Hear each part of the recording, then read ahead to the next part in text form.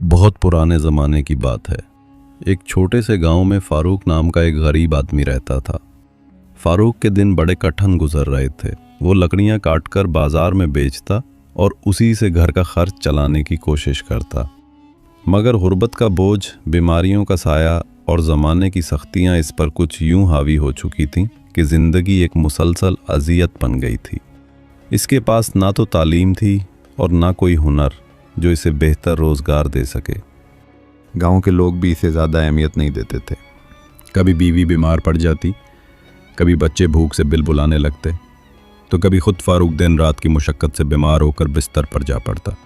अक्सर शाम के वक्त वो अपने खस्ता हाल मकान के टूटे दरवाजे के पास बैठकर सोचों में गुम हो जाता। जिंदगी की तल्ख हकीकतें और नाकामियों का बोझ इसके दिल को अंदर ही अंदर खा रहा था। कभी वो आसमान की तरफ देखता और सोचता, काश मेरी ज़िंदगी भी इन बादलों की तरह आज़ाद और हल्की पुल्की होती, जो बिना किसी फिक्र के इधर से उधर गुजर जाते हैं। कभी वो अपने बच्चों को भूखा देखकर दिल ही दिल में टूट जाता। एक दिन वो एक बड़े दरख्त के नीचे बैठा था।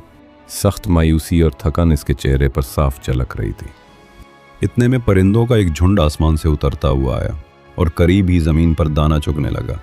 परिंदों की वो मासूम चहचहाहट गोया फारूक के दिल के ज़ख्मों पर मरहम रख रही थी, मगर इसके अंदर का गुस्सा और बेबसी कुछ और ही थी। इसने झुंझलाकर ज़ोर से आवाज़ें निकाली और पत्थर उठाकर परिंदों को उड़ा दिया।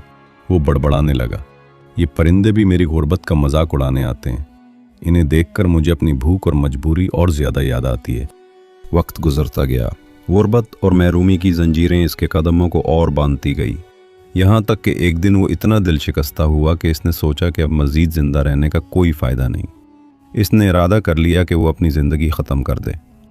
एक दिन वो खामोशी से घर से निकला और गांव के किनारे एक खुश्क कुएं की तरफ पड़ने लगा। इसके दिल में ख्याल आया कि अगर वो इस अंधे कुएं में छलांग लगा दे तो सारी तकलीफ़ें ख़त्म हो जाएंगी। मगर तकदीर के खेल बड़े अजीब होते हैं। जैसे ही वो कुएं के किनारे पहुंचा, वहाँ एक अजनबी दरवेश बैठा हुआ नज़र आया। दरवेश की दाढ़ी सफ़ेद थी, चेहरा नूरानी और आंखों में एक अजीब सी चमक थी। उसने मुस्कुराकर कहा, ऐ थके हुए मुसाफिर, ये क्या इरादा है तेरा? क्या तू अपनी ज़िंदगी की सबसे बड़ी नेमत को यूं बर्बाद करने आया है? फारूक के कदम वही रुक गए। इसकी आंखों में आंसू आ गए। इसने रोते हुए कहा, बाबा, मेरी ज़िंदगी दुखों और भूख से भरी हुई है। मैं दिन रात मेहनत करता हूँ, मगर मेरे बच्चों के नसीब में रोटी का एक नवाला भी नहीं। जब हर तरफ नाकामी हो तो इंसान आखिर कब तक जीता रहे? दरवेश ने निहायत नरमी से कहा, बेटे याद रख, ज़िंदगी अल्लाह की अमानत है। अपनी जान खुद लेना सबसे बड़ा गुनाह है। मोमिन कभी मायूस नहीं होता। मुसीबतें इंसान के ईमान का इम्तिहान है। अगर तू सब्र करेगा और अल्लाह पर भरोसा रखेगा तो यकीन जान अंधेरी रात के बाद सुबह ज़रूर तुलू होती है। फारूक हिचकिचाते हुए बोला, बाबा, मेरा दिल कहता है कि आप सच बोल रहे हैं, लेकिन ये गुर्बत और ये ज़िल्लत मुझे तोड़ देती है। आखिर मेरा अच्छा वक्त कब आएगा?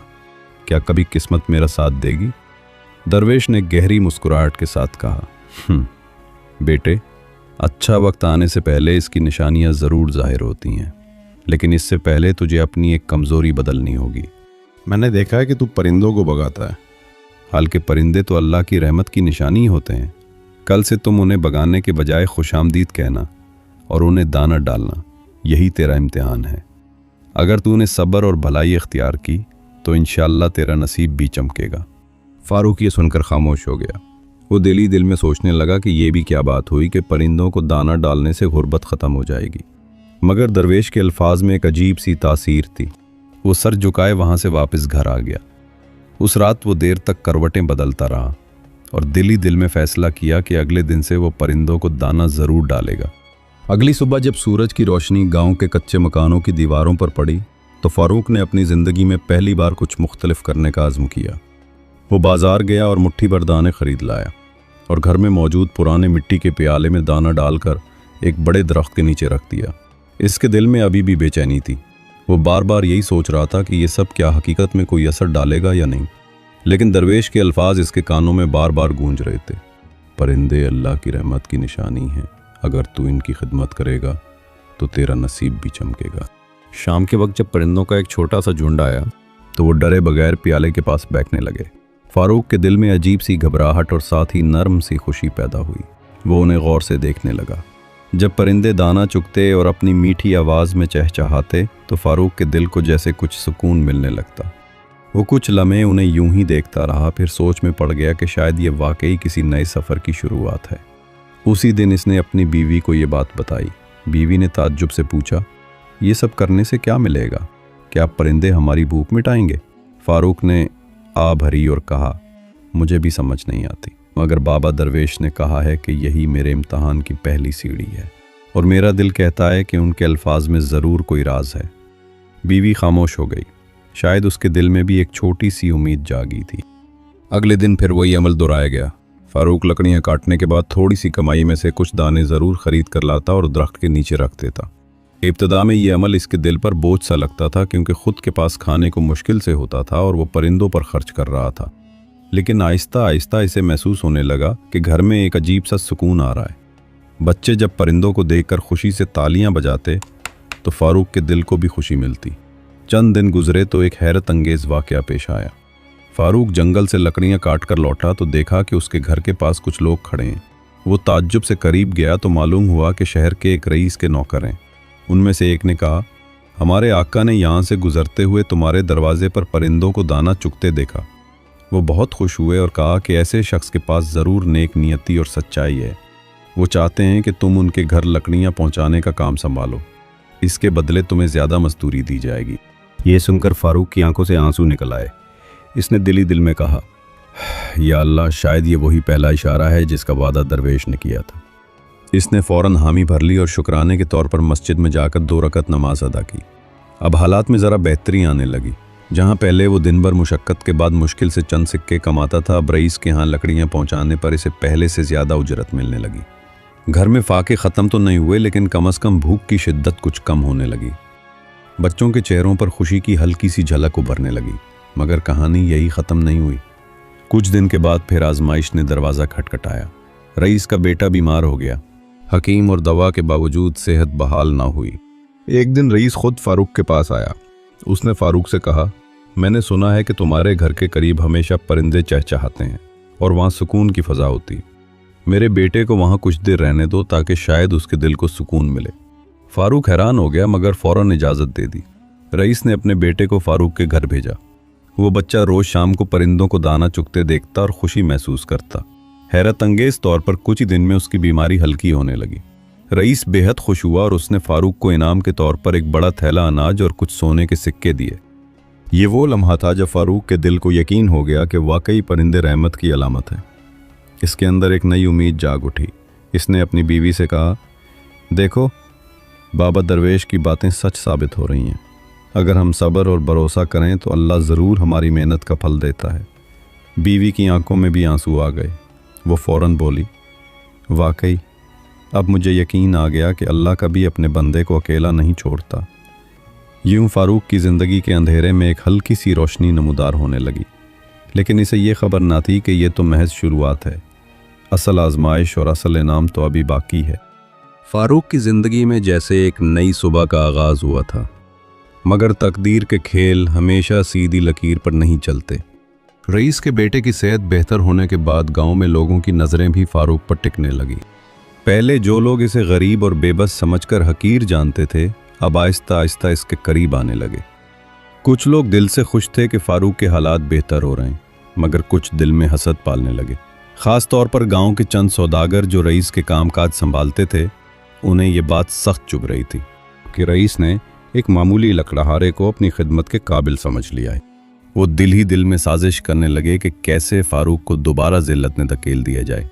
दूसरी तरफ फारूक ने अपनी नई जिम्मेदारी को पूरी ईमानदारी से निभाना शुरू कर दिया। अब वो न सिर्फ लकड़ियाँ पहुँचाता, बल्कि रईस के नौकरों के साथ मिलकर घर के दीगर कामों में भी हाथ बटाता।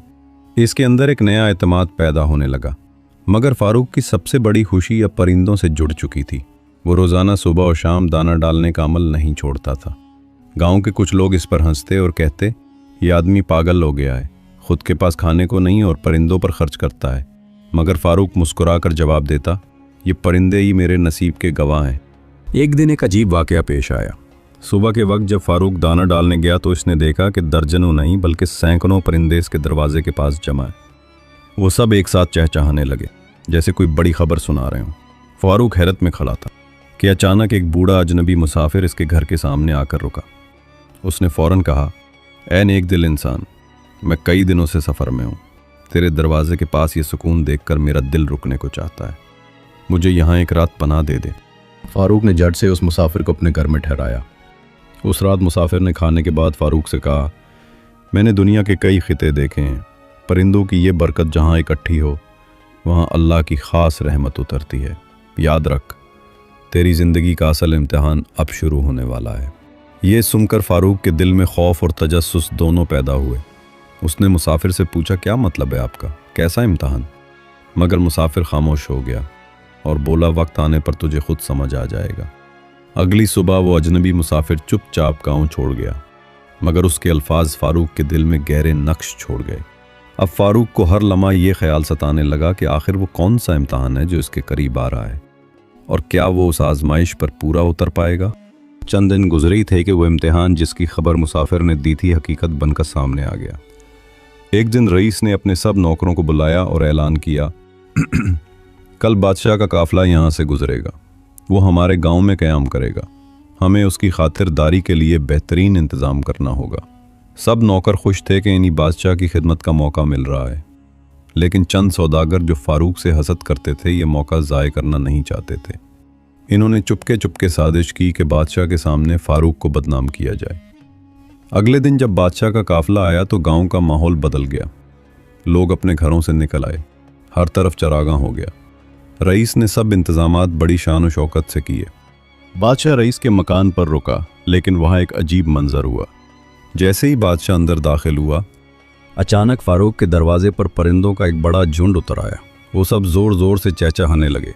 शोर इतना बढ़ गया कि बादशाह खुद तजस्सुस में बाहर निकल आया। उसने रईस से पूछा, ये शोर कहाँ से आ रहा है? रईस ने झिझकते हुए कहा, ये हमारे गांव का एक गरीब आदमी है, इसके दरवाजे पर हमेशा परिंदे जमा रहते हैं। बादशाह चौंका और कहा, चलो जाकर हम भी देखते हैं। बादशाह और रईस काफिले समेत फारूक के टूटे फूटे मकान की तरफ आ गए। फारूक हैरान खड़ा था। इसने अदब से सलाम किया। बादशाह ने फौरन कहा, ये परिंदे तेरे पास क्यों रहते हैं? फारूक ने सादा लहजे में जवाब दिया, जहाँ दाना और रहमत बांटी जाए वहाँ मखलूक खुदा कशिश पाती है। मैं बस इतना जानता हूँ कि ये अल्लाह की मखलूक है, और अगर मैं उन्हें भूखा ना रखूँ तो शायद अल्लाह भी मुझ पर रहम करे। बादशाह इसके जवाब से मुतासिर हुआ, मगर उसी वक्त वही सौदागर आगे बढ़े और बोले, जहाँ पनाह ये सब ढोंग है। ये शख्स जादू जानता है, परिंदों को काबू में करके अपनी झूठी नेकनामी कमाता है। असल में ये एक फरेबकार है। फारूक ये सुनकर तड़प उठा, मगर खामोश रहा। बादशाह ने फैसला किया कि वो खुद इस मामले को परखेगा। उसने हुक्म दिया, आज रात मैं खुद इसके मकान पर क़याम करूंगा। देखते हैं कि असल हकीकत क्या है। वो रात बड़ी अजीब रात थी। बादशाह, रईस और चंद दरबारी फारूक के घर के पास रुके। फारूक ने हस्बे आदत दरवाजे पर दाना रखा और थोड़ी देर बाद वही परिंदे उतरने लगे। पहले 20, फिर 50 और फिर सैकड़ों परिंदे आ गए। वो इतने इत्मीनान से दाना चुग रहे थे कि जैसे ये जगह उनका मुस्तकिल मस्कन हो। बादशाह ये मंजर देखकर हैरान रह गया। उसने फौरन कहा, यह कोई जादू नहीं बल्कि दिल की सफाई है। परिंदे इंसान के बातिन को पहचानते हैं। ये कहकर बादशाह ने अपने खजांची को इशारा किया और कहा कि फारूक को इनाम के तौर पर सोने के सिक्के और अनाज के थैले दिए जाएं। रईस ने भी फारूक को अपना ख़ास खादिम बना लिया। उस लम्हे फारूक की आंखों से बेख्तियार आंसू बह निकले। इसने दिल ही दिल में सोचा, वाकई बाबा दरवेश ने सच कहा था, अंधेरी रात के बाद सुबह ज़रूर आती है।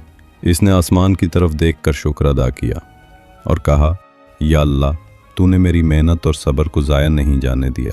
परिंदे इसके गिर्द फिर से चहचहाने लगे, जैसे वो भी फारूक की कामयाबी पर खुशी मना रहे हों। यूं वो फ़कीर लकड़हारा जो कभी अपनी ज़िंदगी ख़त्म करने जा रहा था, सब्र, तवक्कुल और परिंदों से मोहब्बत की बदौलत इज़्ज़त और सुकून पा गया। और गाँव के सब लोग देखने लगे कि असल इज़्ज़त दौलत से नहीं बल्कि अल्लाह की रहमत और दिल की सफाई से मिलती है। अगर आपको ये कहानी अच्छी लगी हो तो वीडियो को लाइक ज़रूर करें, अपने दोस्तों और अजीज़ों के साथ शेयर करें ताकि वो भी इस सबक से फ़ायदा उठा सकें। और मज़ीद ऐसे ही खूबसूरत और सबक आमोज़ कहानियाँ सुनने के लिए हमारा चैनल सब्सक्राइब कर लें। बेल आइकन को दबाना ना भूलें ताकि हर नई कहानी आप तक सबसे पहले पहुँच सके। शुक्रिया।